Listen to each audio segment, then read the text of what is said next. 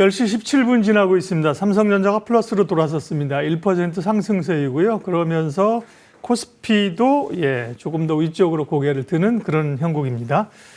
오늘 시장 체크하고 전략 세웁니다. 오늘 시황에서 IBK 투자증권 영업부 박근형 부장님 오셨습니다. 어서 오십시오. 안녕하세요. 네, 오늘 핵심 주제부터 좀 보고요. 아무래도 이제 미국 대선이 카운트다운에 들어갔기 때문에 미국 대선 다가오고요. 시장의 변동성 어떻게 읽고 대응할 것인가 투자 전략 세우겠습니다. 먼저 미국은 여러 부담에도 불구하고 상승세를 나타내고 있는데 우리 시장은 어제 삼성전자의 반등이 오늘까지 강하게는 이어지지 못하고 있는 흐름인데요. 이번 주가 소위 이슈가 굉장히 많은 그런 슈퍼 위기라면서요. 어떻게 평가하세요? 대선을 얼마 남겨두지 않았기 때문에 경계감이 역시 있습니다만 미국 시장은 여전히 견조하게 올라갔고 어제 같은 경우에는 빅테크들이 상당히 좋았고 또 중소형 관련된 러셀 2000 이쪽이 굉장히 좋았습니다. 네. 그렇기 때문에 어닝 시즌이 접어들면서 미국 쪽은 그래도 좀 안정적인 상승세가 계속 이어지고 있는 반면 국내 같은 경우는 사실 역시나 이제 지수를 끌어올리려면 삼성전자의 부활이 좀 필요한데 어제 같은 경우에는 이제 일부 조건부 승인이 좀 진행됐다 이런 대만 관련된 이슈가 나오면서 삼성전자가 좀 돌아서는 모습을 보였고 엔비디아 향 말씀하시는 거죠. 네, 그리고 34일 만에 이제 외국인들이 아주 소폭입니다만 매수세가 일단 들어왔다. 기관도 거기에 대해서 동참을 했고 금일 같은 경우에도 전자가 약간 돌리는 부분인데 전체적으로 지금 PBR 기준으로 봐서는 역사적 저점 PBR까지 내려왔습니다. 과거에 금융위기라든지 그다음에 코로나 시절 그리고 여러 가지 적자로 바로 크게 적자 전환했을 때 시점 이런 부분들에 대한 저점을 이미 깨고 내려간 주가였기 때문에 더 떨어지기가 좀 힘들다는 이야기는 있었지만 올라가는 것은 좀 다른 이야기다 이런 정도의 생각이 있었는데 어제 약간의 대만 쪽에 좀 공신력 있는 이야기가 나오면서 물론 이제 이게 본 계약은 아니지만 지금 엔비디아 입장에서는 수요를 대체하기 위한 공급에 대해서 HBM의 공급이 필요한 상황이기 때문에 조건부 승인을 했다 이런 이슈들이 나오고 있습니다. 전자가 조금 반등은 주고 있지만 여전히 반도체 쪽에 대한 악재가 여전히 있죠. 1월 2일부터 또 AI라든지 인공지능 관련된 여러 가지 반도체 관련된 중국 쪽과 관련된 규제안이 지금 1월 2일부터 어느 정도 발효가 미국 쪽에서 될 가능성이 있다는 이야기가 오늘 또 나왔기 때문에 그런 것들에 대해서 수출 관련된 통제가 여전히 반도체 쪽이 조금은 분위기가 좋지 못한 흐름으로 가고 있는 상황이고 역시 시장은 아직까지 좀 살아있는 방산이라든지 그다음에 전력, 전선 이쪽이라든지 그다음에 최근에 미국 쪽에서 원전 관련된 이슈가 상당히 부각이 되고 있기 때문에 국내 원전 관련주 그리고 일부 지금 아직까지 살아있는 일부 바이오 업종들이죠. 그런데 바이오 같은 경우는 미국의 10년물 금리가 지금 4.2%가 넘어서 있는 상태이기 때문에 이 부분들이 10년물 금리가 좀 아래쪽으로 내려오게 되는 방향이 나오게 된다면 바이오가 좀 치고 나갈 가능성이 높습니다. ADC 제형과 관련된 리가켄 바이오나 알테오젠 이쪽이 지금 상당히 주도를 하고 있는 종목이기 때문에 이와 관련된 반등세가 나올지 그리고 최근에 주가가 많이 눌려져 있는 셀트리온이나 이런 부분들 그리고 삼성바이오는 여전히 좋은 상태이기 때문에 굳이 안 빠질 것 같고요. 그래서 여전히 지금 미국의 배팅은 트럼프 트레이드 쪽으로 배팅이 많이 일어나고 공화당 수혜 업종이 민주당 수혜 업종보다 훨씬 더 아웃퍼폼을 하고 있기 때문에 역시 미국 시장 자체 내에서도 트럼프 쪽에 배팅을 하고 있는 모습이 보입니다. 물론 대선은 결과를 지금 확인을 해봐야 되겠지만 현재 시장에서는 트럼프 쪽의 우위를 좀 더 점치면서 배팅을 하고 있는 분위기이기 때문에 이런 부분들을 좀 감안해서 트럼프에 대한 관세 정책이라든지 트럼프 수혜주를 거론되는 종목들, 섹터들 이런 것들 중심으로 좀 보시면 좋을 것 같고 다만 이제 방산이나 이런 쪽은 트럼프 관련된 부분에서 상당히 좀 우세하게 갈 가능성이 높고요. 제약바이오 섹터 같은 경우는 크게 이렇게 중복되면서 악재로 작용될 부분이 여지가 별로 없기 때문에 금리 인하 시기에 대해서 여전히 제약바이오 섹터도 견고한 흐름이 나타날 수 있다. 다만 시장에 대한 지수를 끌어올리는 것은 역시 반도체, 삼성전자의 부활이 좀 필요하지 않을까. 그게 되지 않는다면은 한 2,700포인트 정도 내외에 상단에 대한 제한적이 좀 있을지 않을까 이런 생각을 해볼 수 있겠습니다. 네, 여러 이슈를 앞둔 빅 위크, 슈퍼 위크 시장 상황과 섹터 전략을 주셨고요. 오늘 핫 테마 관심 있게 분석해 볼 게 준비하신 게 화장품인데요. 네. 굉장히 관심 있습니다. 왜냐하면 이제 중국에 대한 기대감도 있어서 한 차례 올랐다가 좀 조정이고 사실 수출에 대한 기대감이 또 있잖아요. 그럼 화장품이 좀 갈 수 있을 텐데 재치적으로는 좀 약하긴 해요. 화장품 이슈가 어떤 것들입니까? 네. 사실 지난 금요일 날 화장품이 꽤 급락을 했었고요. 네. 어제 약간 반등이 일부 나오긴 했지만 밸류에이션으로 봐서는 사실은 너무 많이 과매도 상태가 좀 나온 것 같습니다. 몇 가지 우려가 좀 있었는데 수급적인 요인으로 급락 사태가 나타났고 일부 종목은 엄청나게 빠져 있는 상황인데 밸류에이션 보면은 지금 평균 PER이 뭐 12배 정도 수준이기 때문에 상당히 매력적인 가격 구간이 있습니다. 수급이 지금 좀 아쉬운 부분이긴 한데요. 최근에 주가 하락에 대한 일부 우려가 있습니다만 몇 가지 좀 살펴보면 광군제 티몰이나 도우인 리스트에 뭐 우리나라 브랜드가 없다는 점이 좀 우려를 삼았다. 이런 최근에 이야기가 나옵니다. 근데 대체로 이 광군제 티몰 관련된 도우인 리스트에는 우리나라 브랜드와 크게 연관성이 없습니다. 뭐 중국 쪽에 뭐 불과 2년 전까지만 보더라도 아주 뭐 극단적으로 뭐 LG생활건강 후 정도는 순위에 약간 보이기는 했지만 원래 이 시장 자체에 대해서는 우리나라 브랜드와는 크게 영향이 없는 상태이고 특히 최근에 뭐 기업들 보면은 중국 쪽보다는 중국 쪽, 비중국 쪽으로 이미 피벗, 그러니까 이미 전략을 방향성을 바꿨기 때문에 중국 쪽의 비중이 그렇게 많이 늘어나지 못하고 있고 비중국 사업으로 굉장히 집중을 하고 있는 거기 때문에 크게 우려를 할 필요는 없다는 거고요.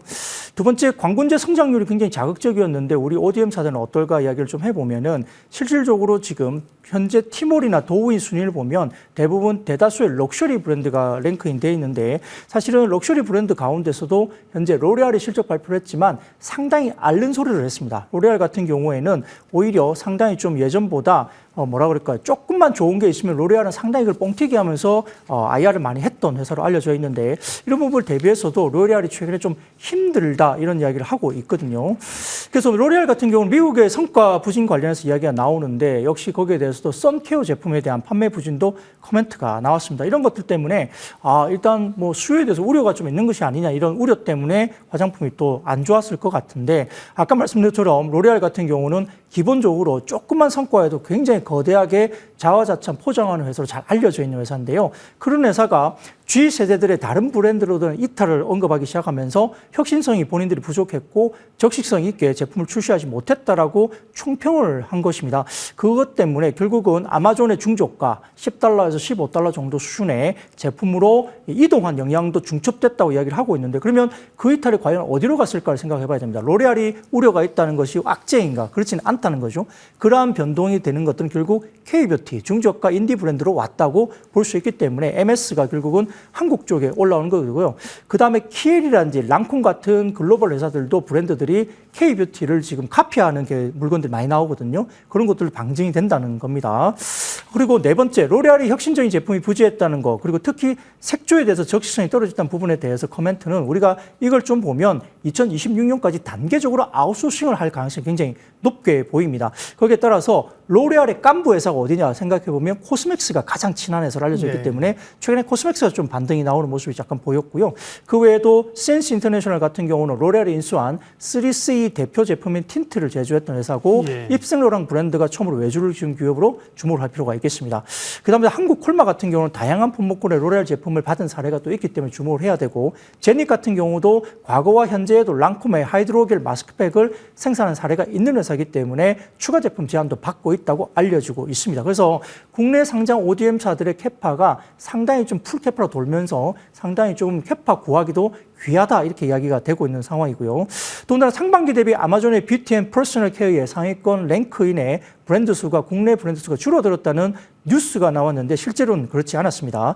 6월 초에 BNP 랭크인 브랜드 수가 8개였는데 6월 중순이 9개, 6월 말에 9개로 계속적으로 유지가 됐고 7월에 아마존 프라임데이 같은 경우에는 브랜드 수가 17개로 늘었었고요. 최근에 10월 달에 아마존 프라임데이 빅딜데이에 대해서는 브랜드 수가 18개로 또 늘었습니다. 그래서 전체적으로 봤을 때는 브랜드 수가 늘고 있는데 왜 이렇게 줄고 있다는 뉴스가 나오는지 잘 이해가 안 되고요.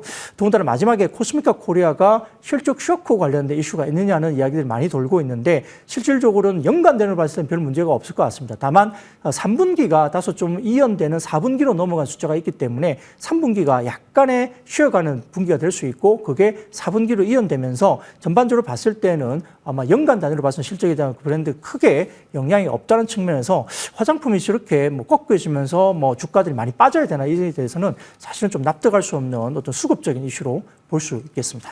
네, 화장품 이야기를 쭉 들었습니다. 깐부 단어 오랜만에 듣네요. 깐부 회사, 주요 협력사라는 표현을 아까 해주셨고요. 그러게요.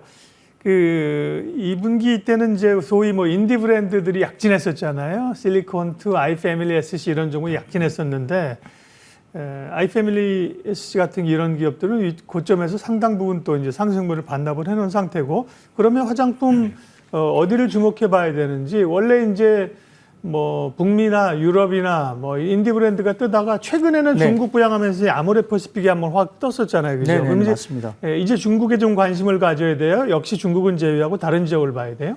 뭐 결국 지금 중국 쪽 같은 경우는 역성장이 상당히 깊게 나타났죠. 역성장이라는 것은 예. 전년 대비로도 많이 빠지게 역성장이 나타났는데, 최근 들어서는 역성장세가 줄어들면서 많이 튀어오르고 있는 모습을 보이고 있기 때문에 중국도 어느 정도 살아나고 있다고 모습을 볼 수 있습니다. 다만 아직까지는 중국 법인들 있는 회사들이 조금 어렵다는 이야기가 나오고는 있지만 역성장 폭이 대규모로 줄고 있고 거의 플러스 성장에 가까울 정도로 일단 성장 폭이 굉장히 어느 정도 올라오고 있다는 점도 고무적이고, 그 외에 또 북미 시장은 당연히 늘고 있습니다. 지금 북미 시장에 점유하고 있는 한국 브랜드의 점유율이 뭐 1에서 2%, 뭐 3%가 안 됩니다. 그런데 과거에 한국 브랜드가 중국 시장을 점유했을 때 가장 잘 나갈 때 점유율이 8, 9% 정도까지는 점유를 했었어요. 미국 시장, 북미 시장은 이제 뜨고 있고, 온라인 시장이 성장하면서 그쪽에서 성장을 하다가 추가적으로 오프라인 매장까지 지금 성장세가 나타나고 있다는 현상들이 나타나고 있기 때문에 결과적으로는 북미 시장도 아직까지는 성장의 룸이 남아있다 볼 수 있는 거고, 그 외에도 유럽이나 중동 이런 다양한 국가들로 지금 가고 있는 상황이기 때문에 지금 실리콘투 같은 경우는 유럽 쪽에 새로운 창고들 이런 것들도 계약을 하면서 캐파를 계속적으로 늘리고 있는 상황이고, 최근에 유럽 쪽에 새롭게 사람을 뽑는 공고까지 나오면서 상당히 좀 유럽 쪽의 캐파를 많이 늘리고 있다. 대부분 실리콘투 같은 경우는 제품을 미리 사서 재고를 축적하고 그 다음 분기에 제품 매출로 이루어지는 그런 구조이기 때문에 이렇게 계속적으로 공장, 그 다음에 창고 이런 것들 늘어나면서 물류창고 늘어나면서 제품을 쌓아나게 되면 상당히 긍정적인 흐름으로 갈 수 있다는 점도 주목을 할 필요가 있겠습니다. 오늘 화장품 얘기하고 있는데요. 결국은 이제 화장품이 못 가는 거는 시장의 수급이 제한적이니까 네. 그 제한적인 수급이 되는 쪽으로만 그때그때 움직이는 거잖아요. 방산 말씀하신 바이오 이런 쪽이고요. 화장품도 이제 그러나 밸류나 이런 것 대비 또 수급 대비 우려가 과하다, 눈여겨볼 만하다는 기본적인 시각이신 걸로 이해를 하고요. 그렇다면 화장품 관련주 가운데 지금 좀 주목해 볼 기업은 어디입니까? 네, 지금 전반적으로 3분기에 실적이 괜찮을 종목으로 보이는 것들이 펌텍코리아라는 종목도 있긴 합니다. 용기업체. 네, 예. 상당히 좀 좋은 회사고, 지금 그 가운데 제가 탑픽으로 볼 수 있는 종목은 한국콜마입니다. 네. 한국콜마 같은 경우는 용기업체를 또 인수를 하기도 했죠. 연우라는 맞아요. 회사. 예. 여기도 펌텍코리아가 지금 서프라이즈 뭐 내지는 컨센을 상회하는 좋은 실적이 나올 걸 보고 있기 때문에, 연우가 그전에는 원래 1등 업체였는데 빈수가 됐죠. 한국콜마 쪽으로. 그래서 연우도 실적이 상당히 좋을 것 같고요. 그래서 한국콜마 같은 경우는 지금 3분기 실적이 영업이익이 670억대로 전년비 117% 증가할 것으로 보이고, 영업이익률도 10% 추정되면서 시장의 컨센서스가 550억 정도인데 670억대 이상으로 나올 거라서 상당히 서프라이즈하게 한국콜마가 나올 가능성이 높습니다. 그래서 지금 최근에 보면 국내 캐파 같은 경우는 국내 가동률이 100%를 상회하는 상황입니다. 상당히 빠르게 이제 캐파가 완전히 풀 캐파로 차고 있기 때문에 굉장히 좋고요. 그에 따라서 지금 25년도 같은 경우도 세종 쪽에 이렇게 캐파 증설이 되면서 전체적으로 1공장 썬과 기초 제품에 2억 7천만 개, 부천에는 색조가 1억 개 정도 늘어나면서 전반적으로 세종 쪽에 4억 3천만 개가 늘어가면서 전반적으로 내년에는 6억 3천만 개 정도의 캐파로 증설이 되기 때문에 캐파 증설 효과가 분명히 나타날 가능성이 높고요. 중국은 조금 수익성이 미드나 하이 싱글 정도 목표이기 때문에 뭐 플랫한 이상으로 어느 정도 유지가 잘 되고 있다 정도 볼 수 있겠고, 말씀드렸던 북미 시장 같은 경우는 성장세가 계속 지속되고 있습니다. 인디 브랜드 판매 호조가 세포라 베스트셀러 등으로 견조한 흐름이 나타나면서 손익분기점 이미 넘어서면서 좋아 보이고, 캐나다 같은 경우도 상반기 평균과 유사한 전망으로 상당히 긍정적으로 보고 있는 상황이고요. 아까 말씀드렸던 연우 같은 경우는 개선세가 확연하게 내년부터 나타날 수 있다 볼 수 있겠습니다. 그래서 이렇게 한국콜마 같은 경우에는 해외 ODM 합산 매출이 625억 원 정도로 나오고, 전반적으로 봤을 때는 법인마다 편차가 있지만 해외 합산 같은 경우에는 고정비가 또 축소 추세에 있기 때문에 영업이익률이 올라가는 모습도 보이는 점이고요. 전체적으로 HK 이노웨인 같은 경우도 지금 영업이익이 322억 원으로 추정치를 반영하고 있기 때문에 전반적으로 봤을 때는 썬 제품과 기초 제품 중심으로 한국콜마가 글로벌 점유가 확대되면서 지금 시가총액 봤을 때 너무 좀 싸게 거래되고 있다 이렇게 볼 수도 있겠습니다. 네, HK 이노웨는 이제 한국콜마가 이제 가지고 있는 회사니까요. 네네. 예, 핫섹터 관심 가질 섹터 화장품이고요. 그 가운데 조금 더 주목해 볼 기업 한국콜마까지 봤습니다. IBK 투자증권 박근영 부장님 함께했습니다. 고맙습니다. 감사합니다.